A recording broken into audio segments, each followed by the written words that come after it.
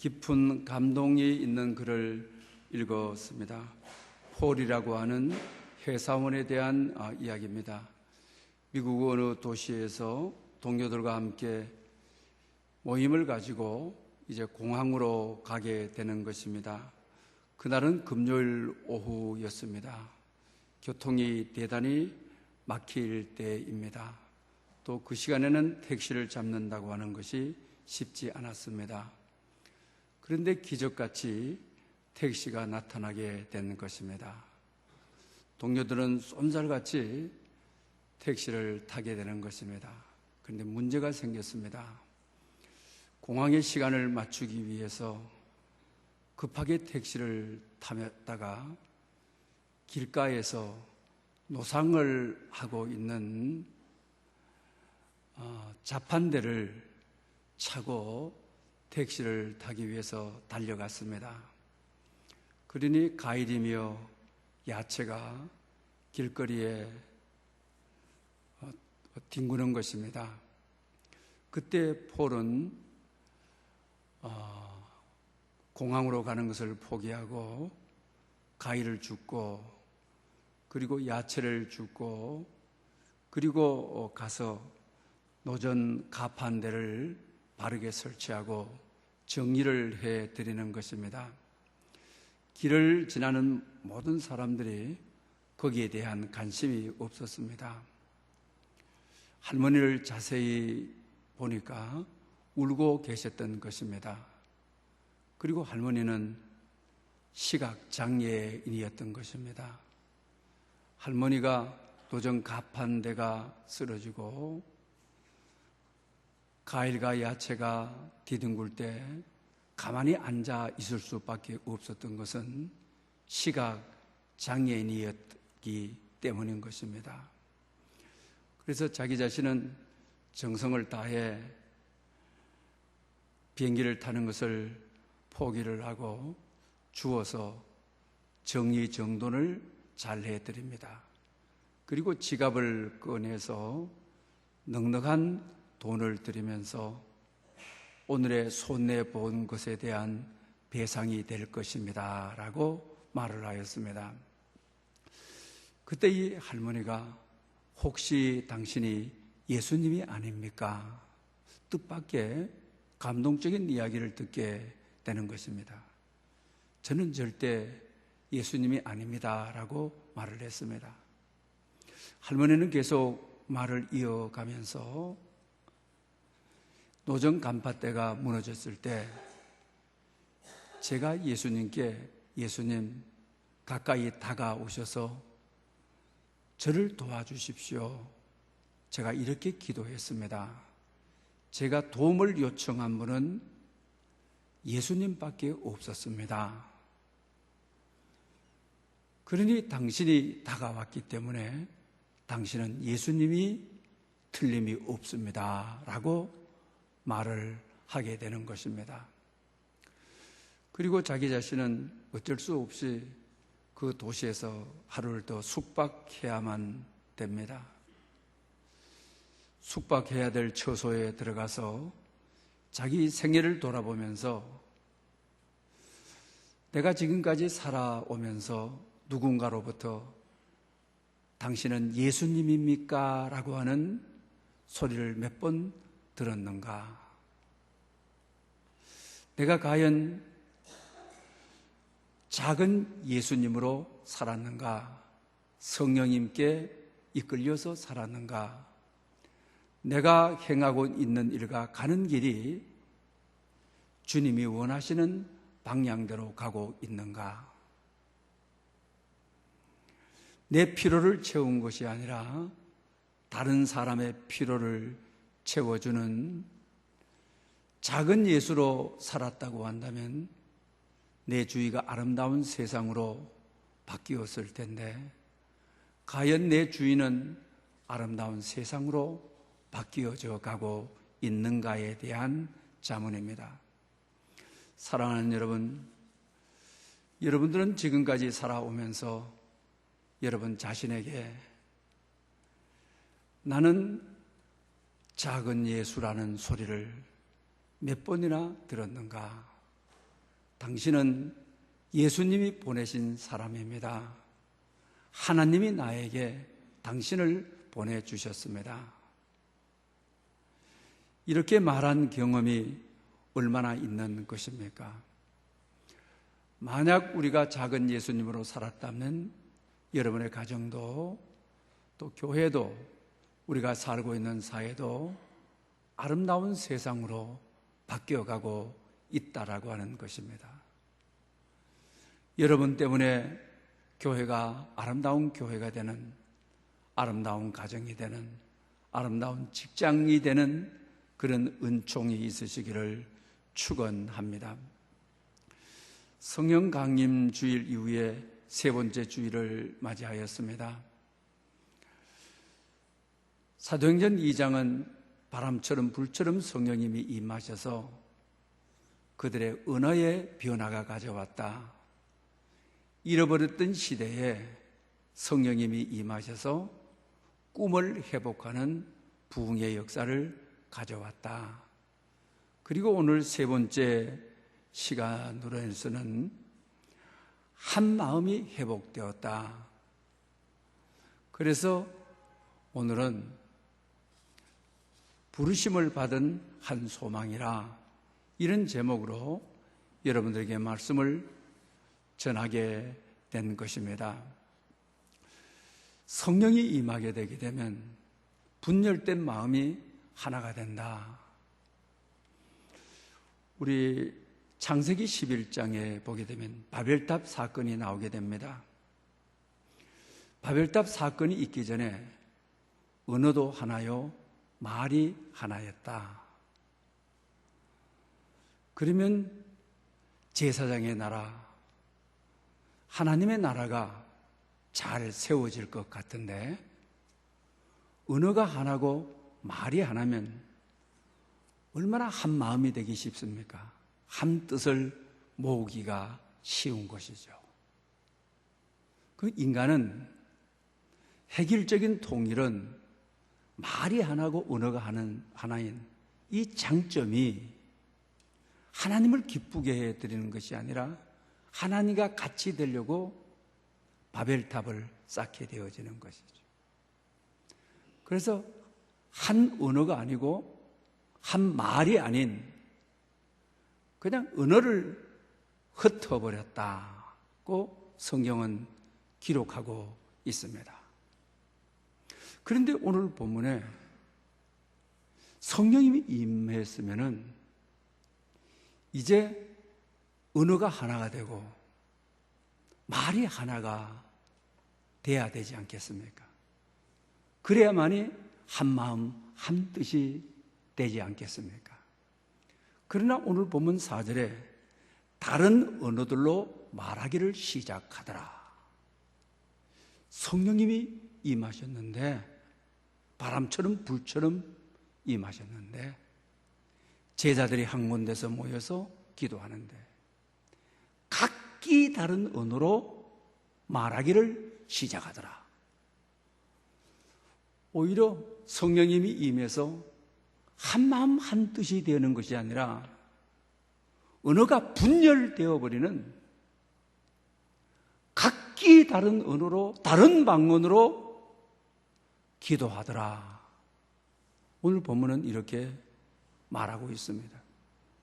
그러면서 오늘 본문에 알지도 못하는 여러 나라를 장황하게 거명하고 있습니다. 그냥 간단하게 여러 나라, 여러 지역에서 사람들이 많이 모였다. 이 모인 사람들이 기도했다. 기도하는데 각기 다른 언어로, 방언으로 기도하더라. 이러면 되는 것이죠. 왜 이렇게 많은 장황한 나라들을 일일이 소개하고 있느냐는 것입니다. 하나님께서 의도하고자 하는 메시지가 있기 때문인 것입니다. 하나님께서 말씀하시고자 하는, 강조하고자 하는 중요한 내용이 있기 때문인 것입니다. 오늘 보면 9절 이후에 이렇습니다. 우리는 메대인과 바데인가 메데인가 엘람인가 또 메사포타미아, 유대와 갑보도기아, 본도와 아시아, 부르기아와 밤빌리아, 애국가 및 구레레에 가까운 디비아 여러 지방에 사는 사람들과 로마로부터 온 나그네 곧 유대인과 유대교에 들어온 사람들과 그레데인과 아라비아인들이라. 우리가 다 우리의 각 언어로 하나님의 큰 일을 말함을 듣는도다. 이렇게 많은 나라를, 알지도 못하는 이름 없는 나라들까지도 이렇게 장황하게 열거하고 있는 것입니다. 그 이유는, 중요한 것은 마지막에 가서 여러 민족, 여러 나라가 모여서 각기 다른 나라 말, 그런데 마지막에 알아듣는 통일성은 오늘 보면 11절 후반절에 우리가 다 우리의 각 언어로 하나님의 큰 일을 말함을 듣는도다. 하나님의 큰 일을 말하는 각기 나라가 다른 언어들이 겹치고 언어가 흩어진 언어들이 여러 나라에서 왔는데 배운 경험이 없는 다른 나라 말을 자연스럽게 하게 되어지는데, 마지막에 가서 중요한 통일은, 성령 안에서 하나 되는 것은 하나님의 큰일을 말함이라. 각기 다른 배우지도 않는 언어를 기도하는데 다 알아듣고 이해할 수 있는 것은 하나님의 큰일을 말함이라. 복음 안에서의 통일을 이루게 되더라. 어쩌면 오늘 본문을 우리 상식으로는 성령님이 오셨으면은 여러 나라의 말을 가지고 의사소통이 잘 되지 않고, 그러다 보니 갈등이 오고, 그리고 나오게 되면 분열이 오고, 바람처럼 불처럼 성령님이 임하셔서 언어를 딱 통일시켜 줘버리면 금방 한 마음이 되고 한 뜻이 될 것 같은데, 우리의 예측과는 전혀 다르게 성령님이 임하시니까 언어를 흩어버리는 것입니다. 우리 바벨탑 사건처럼 말입니다. 언어가 각자 그냥 다르게 다 만들어버리는 것입니다. 그러면서 끝에 가서 기도를 통하여 하나님의 큰일을 말함에 있어서는 통일을 이루게 되어진다고 하는 것이죠.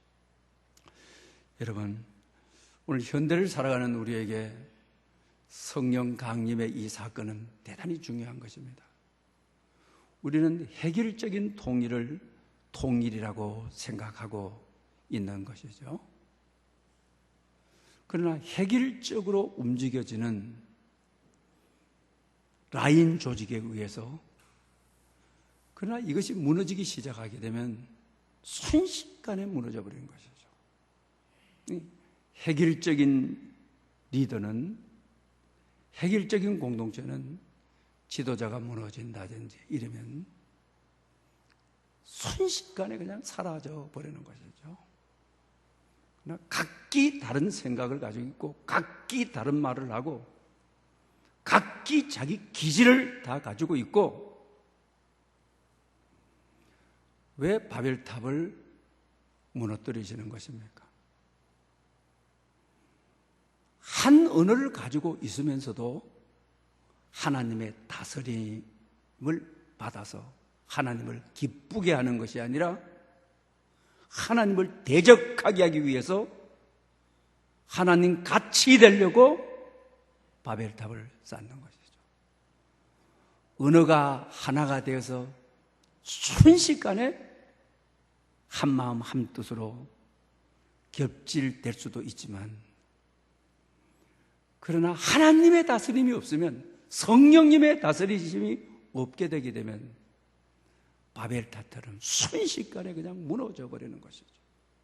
그러나 신학에 와서는 각기 다른 생각, 각기 다른 기질, 각기 다른 가치관, 다름을 존중해주고 다양성을 존중해주고 귀하게 여기고 그 나라 있는 모습 그대로를 아름답게 여기고 사랑하고, 언어가 막 흩어져 있고 분열되어 있는데 성령님이 임하셔서 다스리시게 되게 되면 복음 안에서 하나가 되는, 하나님의 큰일을 말하는 동일한 다양성 속에서 통일을 이루는 것이, 이것이 참 중요하다라고 하는 사실입니다. 대부분 우리는 가정이 한 목소리를 낸다, 우리 이런 이야기 있죠. 그 교회는 교회가 한 목소리를 낸다. 어느 소조직이 똘똘 뭉쳐서 한 목소리를 낸다. 건강한 것이 아닙니다. 언제 어느 때 무너질지를 모르는 것이죠. 우리 강영우 박사님 아시죠? 시각 장애인으로서는 미국에 가서 1호 박사 학위를 받은 분이죠. 얼마 전에 고인이 되면서 그의 유서가 이 세상에 공포되어서 아주 감동적이었던 것입니다. 자기 가정은 아주 건강한 가정이다. 왜? 아들 둘이가 하나는 민주당, 하나는 공화당. 그러면서 백악관에 가서 일하는 자식들도 있다. 한 집안이 한 목소리를 내는 것이 아니고 우리는 다양성을 존중해준다. 다름을 존중해준다. 귀하게 여긴다. 그의 가치관, 그의 생각, 있는 그대로를 인정을 해준다. 그러나 한국의 문화를 두고 있는 자기 자신은 한국에서 보니까 아버지와 자식이 선거철만 되면 당이 달라가지고 얼굴이 붉어지고 식사 자리에서 일어서서 나가버리고 집에 오지도 않고 다양성 속의 일치를 못 이루는 것이 한국 문화의 가장 큰 문제점이다. 서로 다른 기질을 가지고 있지만, 생각을 가지고 있지만 성령이 다스리셔서 하나님의 큰일을 말함에 있어서는 기도 안에서 성령이 매는 줄로, 평안에 매는 줄로 성령이 하나 되게 하시는 그런 공동체다라고 말을 하는 것이죠. 저도 우리 목사님들이 가끔가다 모여서 점심 식사하자 이랍니다. 그러면 그 한 목사님이 순댓국을 참 좋아하십니다. 저는 원래 순댓국을 못 먹었습니다. 근래 와서 나이가 들면서 라면도 못 먹었는데 라면도 먹고 순댓국도 먹고 이제 그럽니다. 이분이 꼭 모이면 그래요. 우리 다 교회 섬기는, 공동체를 섬기는 사람들인데 통일을 시켜야지. 순댓국이야. 그럼 못 먹는 사람도 있단 말이에요. 그래서 순댓국 내그락 해서 나오면 먹게 됩니다. 여러분, 이것은 건강한 공동체의 통일성이라고 할 수는 없습니다. 건강한 조직에서 일어나는 의사결정이라고는 할 수가 없는 것입니다. 서로의 다름을 인정해 줘야 되죠. 순대를 못 먹는 서로의 입맛을 존중해 줘야만 되는 것이죠. 뭐 순댓국만 뿐이면 어쩔 수 없지만 갈비탕도 있고 다른 것도 있고 하게 되면은 그분의 입맛을 인정해 줘야 되죠. 여러분도 부부가 살아오면서 건강한 부부, 건강한 가족은 어떻습니까? 아버지 따라와! 내가 하라는 대로 해봐! 아버지는 그 나름대로 성공했잖아. 내만큼만 성공해? 그러나 세월이 지나면 지날수록 그걸 제일 후회하죠. 너 모습 그대로를 인정하고 너 모습 그대로를 사랑하지 못해서 미안하다. 내가 이루지 못한 것을 대리만족을 위해서 너를 강압적으로 이끌어서 내가 너의 행복을 저해했다. 너도 너의 삶이 행복하지 못하고 나도 너를 바라보아서 나도 너에게 대하여서 미안하고 무거운 짐을 가지고 있다. 그런 생각을 하죠. 마지막에 결론은 그런 것이죠.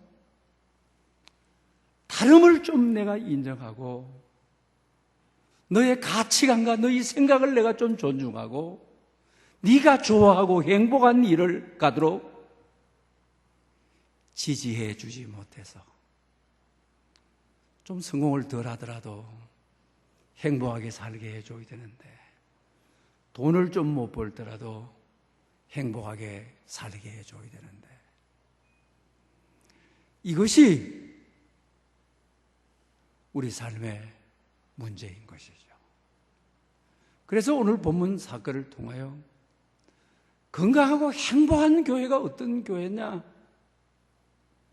부르심의 한 소망을 가지고 성령 안에서 오늘 본문처럼 여러 나라가 다양한 말을 쓰고 다양한 방언으로 말을 하지만은 결과적으로 평안에 매는 띠로 성령이 하나 되게 하시고 저들이 기도했을 때에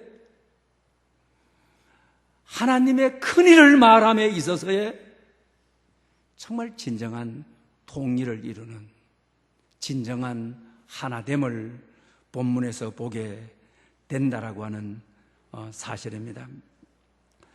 우리 바울과 바나바를 보게 되게 되면은 많이 다퉜어요. 1차 선교여행을 같이 갔거든요. 근데 마가 요한도 같이 갔어요.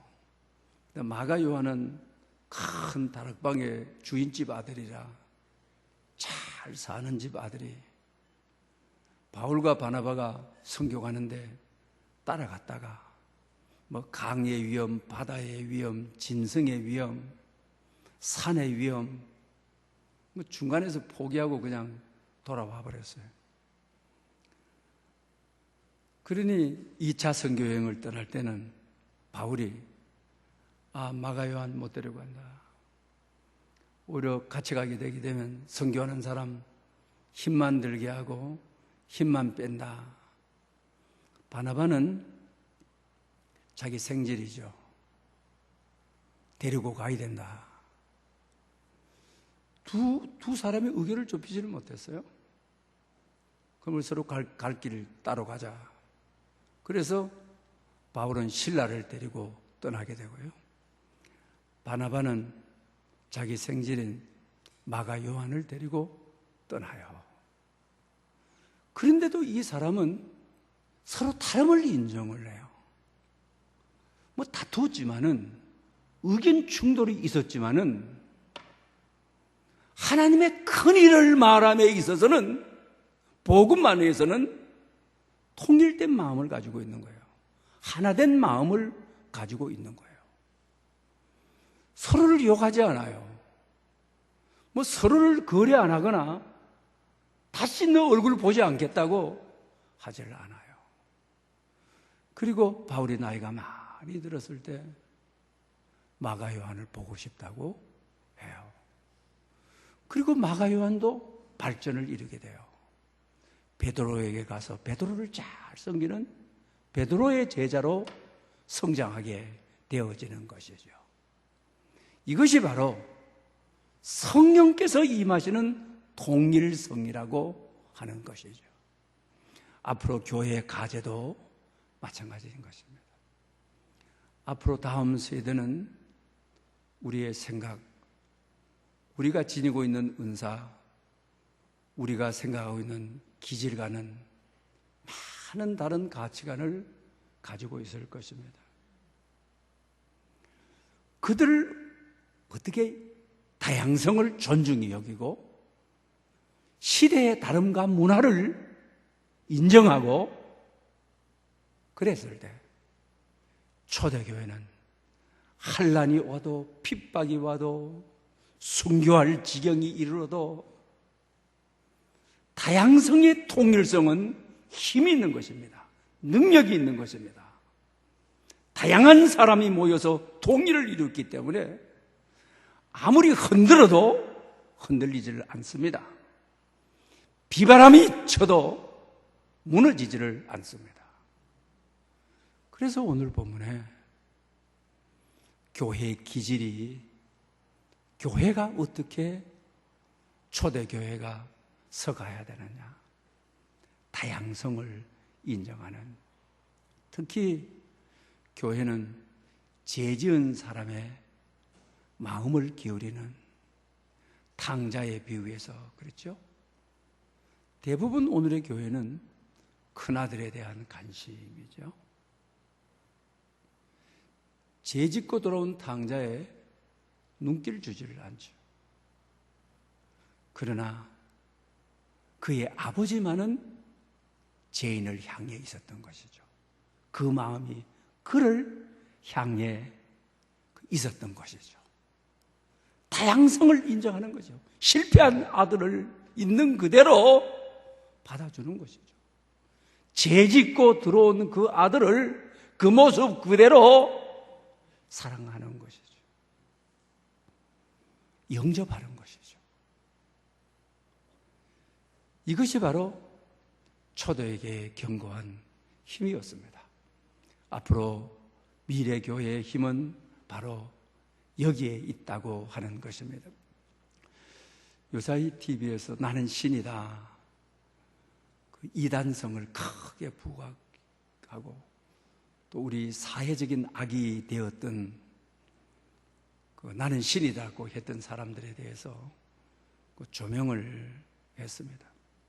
그래서 어느 신학자가 그걸 다 이제 검토한 다음에 발표를 한 것을 보았습니다. 이분들은 다 은사주의에서 출발했다. 그분들이 그렇게 우리 사회를 경악하게 하는 반사회적인 죄를 지은 사람들인데요. 이분들은 다 은사 받은 사람이 성령의 능력이 다 있다. 기도하면 병이 낫는다. 기도하면 역사가 나타난다. 그러니 사람들이 야, 저 뭔가 있다. 그래서 따라다니다가 그만 자기 생각과 마음이 다 빼앗겨 버려서 옳고 그름을 분별하지 못하고 오늘 사회에 이렇게 되어버린 것이죠. 은사를 받은 사람이 죄를 지었다고 해서 음자가 없어지는 것이 아니고 은사는 이미 주어졌기 때문에 기적을 행하고 아주 뜻밖의 예기치 않는 한마디 던지는 것이 그대로 이루어지고 그래야 되는 것이죠. 성령의 은사를 보면 안 된다. 능력을 보면 안 된다. 교인들이 판단 능력은 그분에게 열매가 있느냐, 병을 고쳤느냐 못 고쳤느냐가 그는 그분 개인의 은사다. 그분이 작은 예수가 되어 세상을 아름답게 했느냐? 작은 자의 관심을 가졌느냐?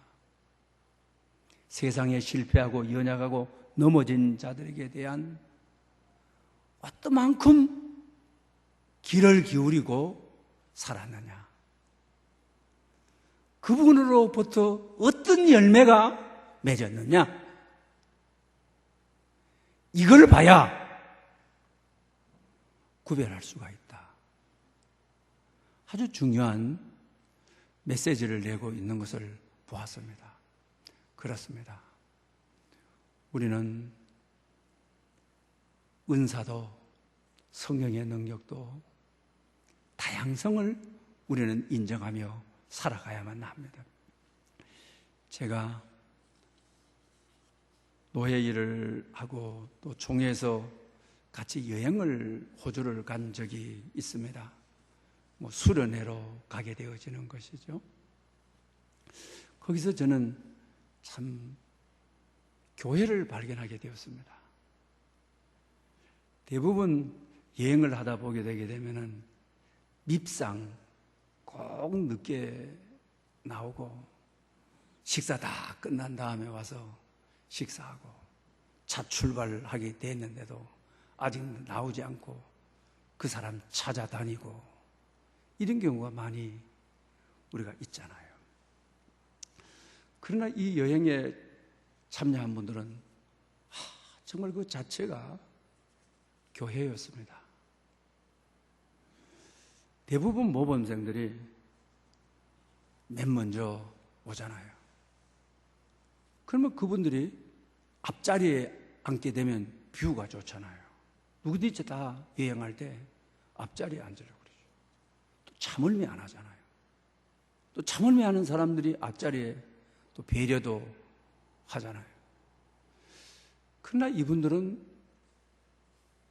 버스에 오르면은 뒷좌석부터 차근차근 채우는 거예요. 그리고 꼭 밉상이던 사람들, 낙오자들, 욕먹는 사람들이 맨 나중에 오니까 뷰 좋은 맨 앞자리. 그러면서 제가 보면서 교회가 이랬으면 좋겠다. 교회가 이러면 욕을 할 줄 알아요. 그렇잖아요. 불평 많은 사람들, 결석 잘하고 지각하고 약속 잘 지키지 않고 여행해보면 꼭 그러잖아요. 그분들을 앞자리에 탁 비워주니까 불평이 없는 거죠. 여행 중에 불평이 원망이 없는 것이죠. 너무 잘못한 것이 많은데도 여권을 호텔 안에 뒀다 해서 차가 다시 돌아와가지고 이런 사람들을 전부 관심 가져주고 집중해주고 마음을 모두어주고 앞자리에 앉혀주고 뷰 좋은데 첫자리에 앉혀주고 그리고 먼저 된 사람들은 불평 없이 오면 뒷자리에서부터 차곡차곡 차가 흔들리게 되게 되면 멀미하기 좋고 뷰도 이게 한쪽밖에 볼 수밖에 없고 하지만 여러분 교회는 다양성을 그대로 인정해 주는 것입니다. 모자라면 모자란 대로, 늦으면 늦은 대로, 실패한 사람은 실패한 대로, 연약한 사람은 연약한 대로, 아픈 사람은 아픈 대로 그들을 인정하는 것입니다. 그들에게 주님의 마음이 집중되었던 것처럼 온 교우들의 마음이 그들을 집중하는 것입니다. 세상은 죄인이라고 나고자라고 손가락질하지만 우리는 따뜻한 마음으로 따뜻한 빛으로 고운 빛으로 그들에게 가까이 가는 것입니다. 그것이 초대교회의 특징이었습니다. 왜 각 다른 언어를 통해서 성령의 다스림을 통해서 다양성 속에 역사하는 경건한 교회, 굳건한 교회, 핍박을 견딜 수 있는 교회, 쉽게 무너지지 않는 교회, 어떤 순교 앞에도 순교할 수 있는 교회, 다양성 속에서 성령으로 통일성을 이루는 그런 은혜와 축복이 여러분 자신에게, 개인에게, 또 우리 사회에 이루어지시기를 축원합니다. 기도드리겠습니다. 주여, 우리를 평화의 도구로 써 주소서. 미움이 있는 곳에 사랑을, 다툼이 있는 곳에 용서를, 분열이 있는 곳에 일치를, 의심이 있는 곳에 믿음을 심게 하시옵소서.